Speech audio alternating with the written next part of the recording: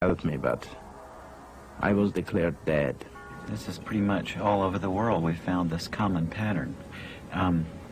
They tell us that at this point where their doctor says they are dead, that they may actually hear the physician say, oh my, he's dead, or we've lost her, or something like that. And they say that from their perspective, actually, they still feel very much alive. Indeed, their consciousness is heightened. And they tell us that they seem to leave their physical bodies. They say that they float up, typically right above the bed in the operating room or the emergency room, and they look down and they can see their own physical bodies lying on the bed down below. I was above my body. I was floating, and there were people around me, except I didn't realize that that person there was me. But then all of a sudden I heard this statement, "He's gone, he's gone." And it was the paramedic making that statement to the driver. At that point, I was standing behind the paramedic. I was watching him work on my body. And suddenly there was commotion beneath me, and then I started noticing all of the people underneath me, and the EMS workers were pushing the stretcher down the hall, and I really wasn't concerned with my body. I was more concerned with, there were a couple of plainclothes policemen over where the guns were, and one of them was wrong about something, and I was trying to tell him that he was wrong. I could see the soldiers and the nurses and the doctors, but they could not see me. And I went from ward to ward, bed to bed, trying to find a soldier that I thought that looked like me lying in the bed.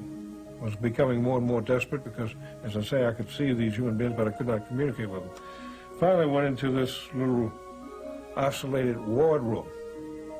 And sure enough, lying in the bed with the sheet pulled up over the head was this body that I had to recognize as me because it had my fraternity ring on its finger. And there was this slight buzzing at the ear, and I felt myself pop out of the body. I don't know how I came out. I was just suddenly out of the body. And I sat down on the head of the bed a minute to look around.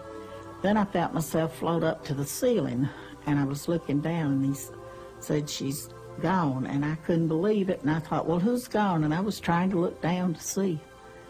And I felt presences with me. Guardian angels is what they were, but I called them guides. I was suddenly looking at this light that seemed to be in the corner of the room. But the first thing I thought was, where did you come from? And she said, "I've always been here, but you weren't able to see me before."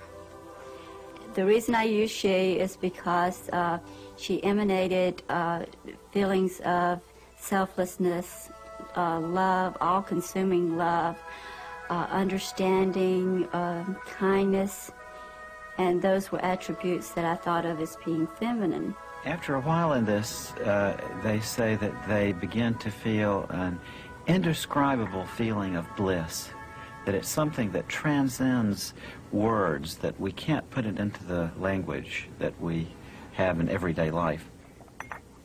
One man, for instance, told me that although he was in great pain in his chest prior to leaving his body, as soon as he left his body, that he was overcome with a tremendous sense of joy and peace, a kind of ecstasy. There was absolute freedom of your soul and body, and this amazed me. And this was very interesting too. I was happy to be in such experience because I could see their thoughts. I could see everything what was happening. I could smell, I could hear, and I could see their thoughts. This was the main thing what was very, very making me happy and proud. I don't know if this word is good to use here or not, but I'm proud of that I can see their thoughts. But I can remember that it felt very exciting to be above and to be out and looking down and not threatening at all. Then I knew I was supposed to be keeping up with my body, so I followed my body through the hall and out the front door. And there's something about being outside when you're out of your body, but when I got outside, was just wonderful. But it seemed like I was always just kind of looking through the ambulance because I was enjoying being outside. It's really kind of a nice experience with the lights and everything and the feeling of lightness.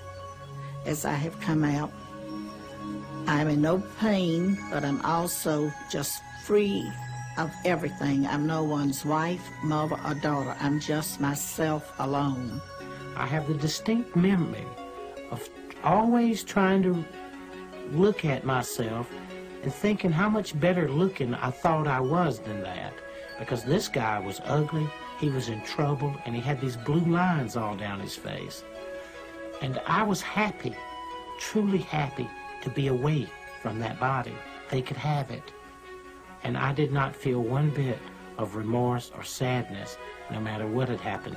But it was not bothering me. I saw my body and I hated it, and I didn't want to come to my body back. It looked like this sort of a feeble, sick person. And it didn't dawn on me until it seemed like many minutes later, I'm sure it was a flash, that that person was me. And that they were trying to revive me because I was dying. And in fact, my heart had stopped. There's a skeptical part of me, too. Mm-hmm. And I wonder sometimes whether or not this might just be people's hallucinations that they're going through, or just a natural shutting down process when the brain is dying. Mm-hmm. I used to wonder about that myself, Peter. What has turned me around on that issue is that so often these patients are able to give us very correct descriptions of what was going on during the resuscitation from a point of view they couldn't have had from the perspective of that physical body lying on the table. For instance, my friend Kim, who works at a medical university out west, was telling me that she was involved in resuscitating a young patient named Maria. And Maria had been believed dead, but was successfully revived, and when she came back to consciousness, my friend Kim happened to be standing there by her bedside. And Maria grabbed onto Kim and said, during the resuscitation, when she was out of her body, she drifted outside of the hospital entirely and saw an old shoe on a ledge on a window outside an upper floor of the hospital. And Kim was actually able to go there and to verify that the shoe was there exactly as the patient had specified. Really? And all of a sudden, I'm aware of people out in the hall. The room had been sealed off because he was going to do surgery in the room. So I immediately went out through the door, did not open it, just went out. I was immediately on the other side of in the hall. But I go up to my daughter and I try to make her hear me. Kathy, go home and change your clothes. I couldn't make her hear me, so I went to her dad. And I said, Judd, take Kathy home, change her clothes. She shouldn't be out like this. While they were in the hall, and I was trying to send them home, a brother of my husband's came up.